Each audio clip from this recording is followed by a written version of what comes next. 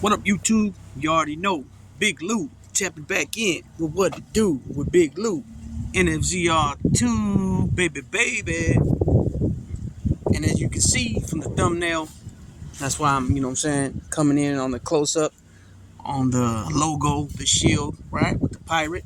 Everybody knows that's the Oakland Raiders, right? I still say Oakland Raiders.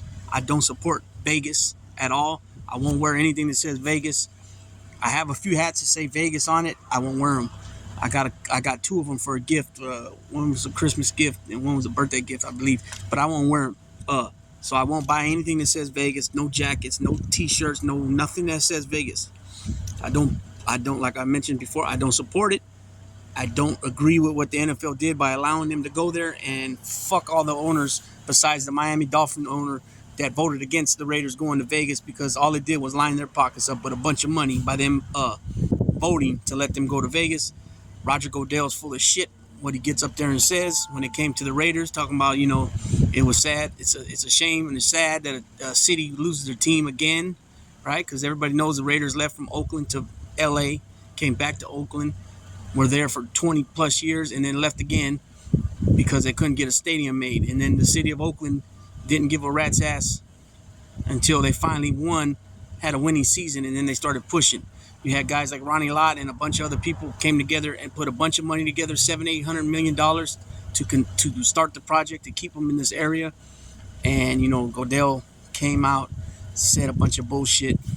And I understand, though. I do get what's going on there because it was a business venture for the NFL, because you're taking it to Vegas, which is a tourist attraction, right? So you're going to get a ton of people going to come to watch the game that are not legitimate football fans or Raider fans at that matter. And so people are coming from India, England, different parts of the world, and as well as United States, to go gamble and check out Vegas, right? The Strip and all that stuff and everything that comes with it. And so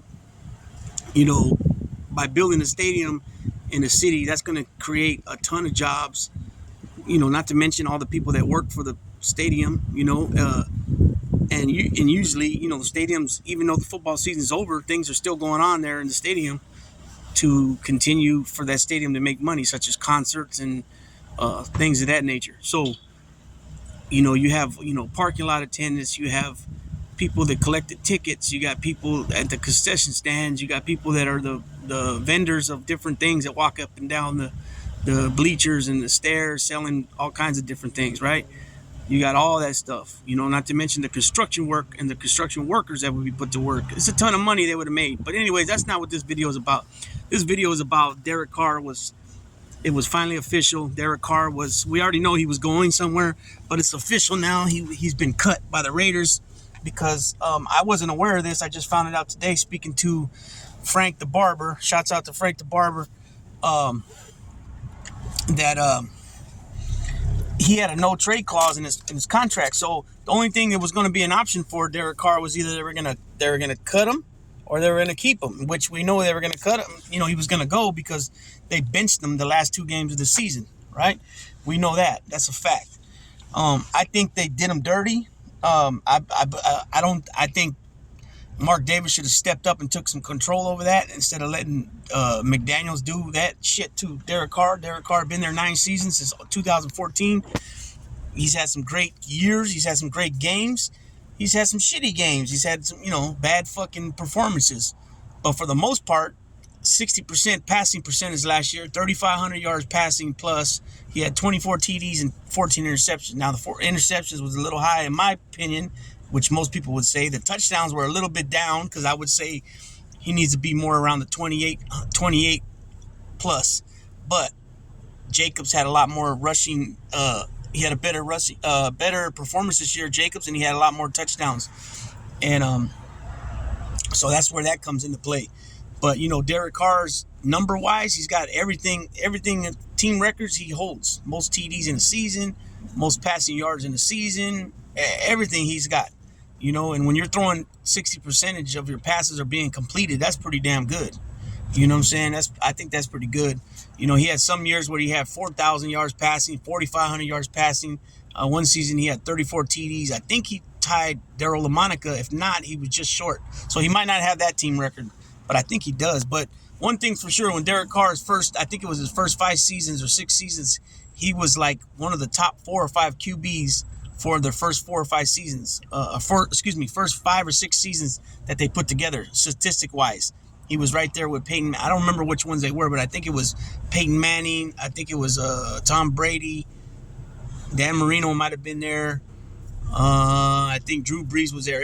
They were all elite quarterbacks. Now, Derek Carr is not an elite, in my opinion. He's not an elite quarterback or a great quarterback. I think he's a top-notch good quarterback. He's not mediocre. If he can get scrambling, if he can put some scrambling movement into his game, that would definitely elevate him, in my opinion.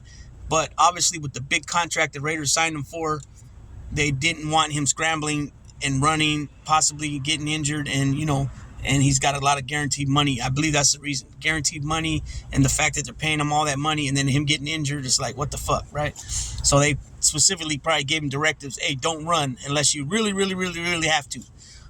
So if he can implement that in his game, I think he'll be a lot better. I do truly believe that he's going to go on somewhere and he's going to have success. I do believe that. I believe he's going to go somewhere and have success. I think he's going to, I don't know. I mean, I'm not saying he's going to win a Super Bowl. Again, he's already this is going to be his 10th season coming up. So, he's getting at the point where, he's got to make something happen soon here. I do believe that whatever team he goes, they will be in the playoffs. I believe they may be contenders, but maybe not winning the Super Bowl. But who knows? Who knows? We've seen quarterbacks far less talented than Derek Carr lead a team and win a Super Bowl, such as Brad Johnson. I don't think Phil Simms was even as talented as Derek Carr. Joe Montana definitely wasn't a scrambler either. Look at him. But definitely Brad Johnson comes to my mind right away. Phil Simms, Jeff Hostetler. That was the second Super Bowl of the Giants in the early 90s, whatever that year was. You had, the Bubby Brister. I'm trying to think. Did he take the Steelers to the Super Bowl that year? Or no, who was that? Neil O'Donnell? That might have been Neil O'Donnell. I don't remember who that was when the Steelers lost to the Cowboys. It was either Bubby Brister or Neil O'Donnell, I think. There's a lot of other quarterbacks that are coming to my that not coming to my mind right now, but that are mediocre quarterbacks, good quarterbacks, mediocre, average quarterbacks, I guess you can say, that have been to the bowl and won the Super Bowl. You know what I mean? Not everybody's always going to have a great quarterback back there, but they'll have other pieces that are great. Great wide receiver, awesome offensive line, top-notch running back. You know what I mean? Look at what's his name when the Philly Carson Wentz went down, and who was that? What was the dude's name that ended up winning the Super Bowl? I can't think of his name right now, but Jeff Foyles, right? I think it was. And then look what happened. He didn't really go on to do anything special. You know what I mean? A lot of these guys there are good players, man. They're just in the wrong systems. You know what I mean? And from what I've been reading about Josh McDaniels, it's very difficult for these guys to pick up his offense. For some reason, it's complicated, they're saying.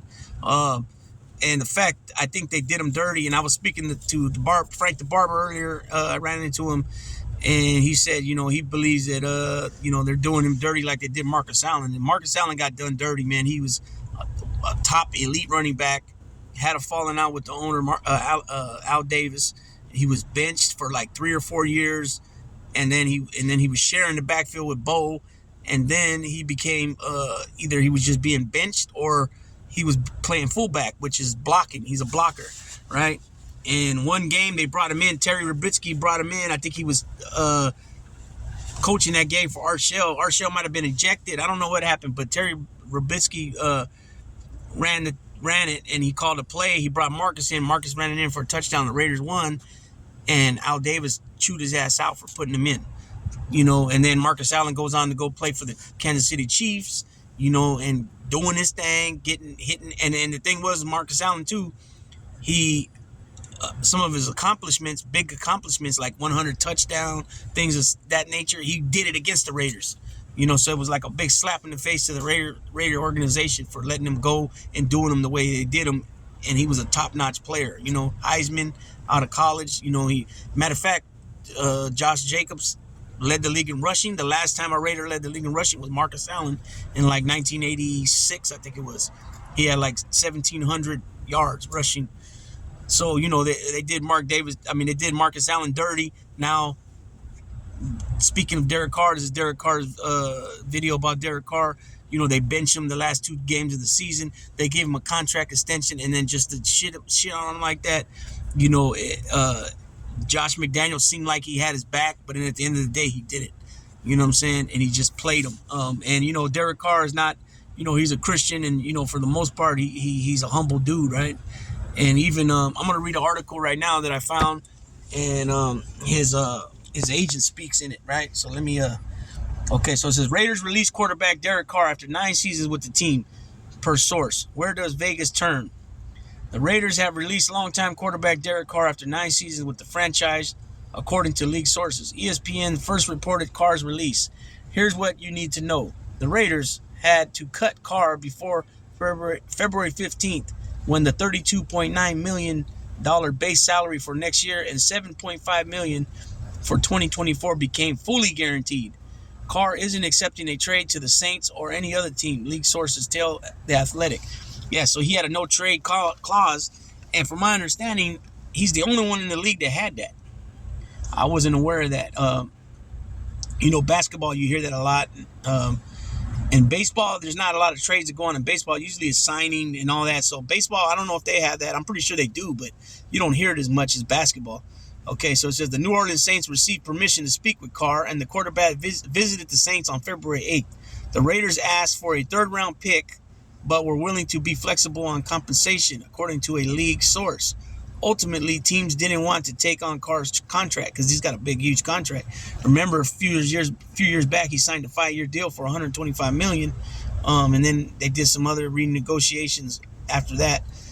The Raiders benched Carr, starting Jared Stidham for the final 2 regular season games to avoid injury risk, and he left the team to avoid being a distraction. Carr finished last season with 3,522 yards passing, 24 TDs and 14 interceptions, and almost 61% completion percentage, resulting in an 86.3 passer rating. Backstory: Dennis Allen led Raiders pick Carr at number 36 in the 2014 NFL Draft. Carr started immediately and started 142 games in 9 seasons with the Raiders. He threw for more than 35,000 yards, 217 touchdowns, and 99 interceptions with a 65% completion percentage, resulting in a 92 passer rating. He made 4 trips to the Pro Bowl as a Raider. The team went 63-79 with Carr as a starter. Carr played in 1 playoff game during his career, a loss in 2021 AFC wildcard game, AFC wildcard round, which we lost to the Bengals. Carr sent a goodbye message to fans of the organization via social media in January, signaling an heir to his 9-year career with the team. He was 57-70 with the organization. 57-90 with the organization. The team went. Okay. What they're saying. Here's a statement from Tim Younger, Carr's agent. And this is what I wanted to talk about. We wish the Raiders the best of luck. This is the tough part of this business. That's the point. It's just business. Time now to reset for both sides. Derek chooses to hold on to many good memories and friendships without any ill will. That's who he is. Onward and upward. Okay, so, you know what I mean? So he's still wishing the Raiders best of luck. The Raiders also put out a statement thanking Carr for his time with the organization. We have a lot of respect for Derek Carr and what he has meant to the Raiders organization for the last 9 years. Coach McDaniels and GM Dave Ziegler said in a statement, Derek has done great things in this league, and we're thankful to have been able to work with him this past year. He is a true professional, and we appreciate his hard work and striving to produce the results we all desire. We wish Derek and his family all the best in the future. Where is Carr in his career? The former Raiders quarterback watched his very good numbers in some advanced metrics via True Media and Sports Info Solutions drop in 2022. Below is an outlook from the past 5 seasons on Carr using these metrics. Expected points added per dropback, EPA/DB on the below chart, passer rating, catchable percentage, target percentage. Okay, so I don't even understand all that shit, so I ain't gonna. fuck with it. But his 86.3 passer rating and 61 completion percentage were the second lowest rates of his career, with only his 2014 rookie season being worse. Was this a one-year blip under McDaniels? Was Carr leaning on Devontae Adams too much, given Carr targeted Adams 180 times, only resulting in 100 receptions? Adams' 55.6 percent reception rate when targeted ranked 136 in the league, minimum 40 targets. Why did the Raiders release him? There were some good times. Like Carr said last week, maybe he can bring his kids to the Raiders games in 10 years, and there will be smiles all around. Carr, the most polarizing player in franchise history, led the Raiders to their only 2 playoff appearances in the last 21 years. Fucking bullshit. Sad, I'll tell you. And he had 32 game-winning drives in 9 years. See, that's what I'm talking about. He was excellent on some of those. But he was booed by fans in his last home game in Oakland, and 3 years later was shown the door in Vegas.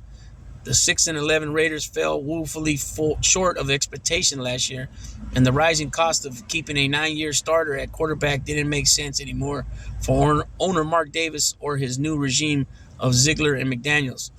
The Raiders must now decide if they are going to try a move for Aaron Rodgers, trade, or Jimmy Garoppolo. Now, what the fuck? Jimmy Garoppolo is straight bullshit, garbage. Jimmy Garoppolo is not an upgrade from fucking Derek Carr. You know what I'm saying? Or drafted quarterback and new face of the franchise in the first round. Carr was handcuffed by some truly awful draft picks by the last 2 regimes, and now Ziegler fares in the draft the next couple of years will ultimately mean more than his decision this spring on a new quarterback. What is the right move? From a value standpoint, this is a rough outcome for the Raiders. Carr is a good quarterback. He's only 31 years old and has only missed 2 regular season games across 9 seasons due to injury, and they're losing him for nothing. Exactly. Carson Wentz, Matt Ryan, and Sam Darnold are all quarterbacks who are worse than Carr, who were recently traded for significant draft capital. Carr was ultimately able to force their hand due to his no-trade clause. But given the Raiders' current regime is who agreed to include that clause in the 3-year contract extension he signed last year, they can't escape blame. There's really no way to put a positive spin on this result. Where do the Raiders go from here? Looking ahead, however, the Raiders are in good position to land a viable replacement for Carr this offseason. Through releasing him, they ultimately freed up almost $30 million in cap space. According to Over the Cap, that brings them up to almost $50 million in practical cap space. They can also cut players such as running back Brandon Bolden, center Andre James, and defensive tackle Bill and Nichols, among others, easily freeing up another $10 million or more in cap space if they want to. They could use that money to sign a quarterback through free agency or to make the numbers work to acquire a veteran such as Lamar Jackson, Aaron Rodgers, or Ryan Tannehill. If they want to put the bulk of those dollars toward improving the offensive line and defense, and then the draft is another option. They're currently set to pick number 7 in the first round. That's too low of a pick to guarantee they will land a quarterback. But if you never know how the draft board will fall, additionally, they have the draft capital. They've projected to have 11 picks overall once compensatory picks are awarded in March to potentially make a trade to move up the board. Getting 0 assets in return for Carr is a negative, but nobody will remember it if the Raiders identify and acquire a quarterback this offseason who goes on to play at a high level in the future. While that's certainly not guaranteed, they have a plethora of resources they can put toward their effort of doing so. It's far too early to say whether that would be them in position to improve on a woeful 2022 season. How they go about addressing their aforementioned needs just as important, but quarterbacks is always going to be the biggest individual piece of the equation. For GM Ziegler and Coach McDaniels, the pressure is on to make the correct choice. So I just got an alert on the top. It says Jalen Ramsey to the Raiders. I don't know. We'll see what's up with that. Okay, required reading. Tougher. Raiders won't get anything back for Carr, and that's okay. Also, ranking the Raiders free agents. Does Jacobs get to test the market? So that's what they said in this story, in this article. I don't know, man. I would prefer. I don't want. I remember Tom Brady's name came up, but he's announced his retirement. Even Aaron Rodgers, I really don't want him, but the fact that him and Devontae Adams have such a connection, and they've made some badass fucking plays in the past, but he's already older too. He's got gray all in his beard. You know what I'm saying? I don't know. I would prefer to draft a young quarterback and hopefully, groom him into being a star. You know what I'm saying? And keep Jared Stidham back there. If they still have him, they haven't cut him. He knows McDaniel's offense. He was back there in the pocket, willing to run, willing to take chances. He wasn't scared, or acted scared. And what I mean by that is like, the coaching staff telling him, don't run, don't run if you don't have to, because they're, trying to save him from injury. But I would rather, like I said, I'd rather get a young quarterback and go from there. You know what I'm saying? I don't know, man. I'm so sick of this fucking team over these years with all the embarrassment, and the same shit year in, year out, no matter who the fucking GM is, no matter who the coaching staff is, no matter who the front line is, no matter who the defensive line is, no matter who the fucking secondary is, the DBs and safeties, it's the same bullshit every fucking season. Did you hear what I said in that fucking article? 2 winning seasons in 21 years. Since we went to the Super Bowl last, we've only had 2 winning seasons. That was fucking 2 years back with the 10-7 record, and then in 2016 with a 12-4 record, which Carr went down against the Colts, broke his fibula, and when that happened, all the air came out the team. They knew that was it. That was as far as they were gonna go. So it just sucks, man, over the years, and I hope these fucking assholes, Ziegler and McDaniels, I hope they take their fucking heads out their asses and do something that's going to fucking benefit this team, because we're already hearing too that they want to fucking move Renfro on and move Waller on after they just signed extensions. It doesn't make no sense. I don't understand it. So anyways, with that being said, Big Lou's going to tap on out with what to do with Big Lou. And Daisy says, leave me alone, I'm snoring. Daisy. Come on, girl. Daisy. Wake up. Come on now. Let's go. Come on. There you go. Say what's up, Daisy. So I just did her measurements today. She's 17 inches tall, and her head is 17 inches. So 6 months. So 20-inch, 21-inch head, 22-inch head maybe. That's not bad. Probably 20, I would say. She's XL, so she's going to be at least 20 inches tall from the withers. 20, 21 inches. She's 17 now. So I can see her easily growing 3 or 4 inches in a year. You know what I'm saying? The height and the weight, she's 60 pounds, 6 months old. She's probably going to be, like I said, anywhere from 90 to 110 pounds. I believe that, if not more, because you can already see the definition on her shoulders, that she has it. You know what I'm saying? So, Big Lou, tapping out.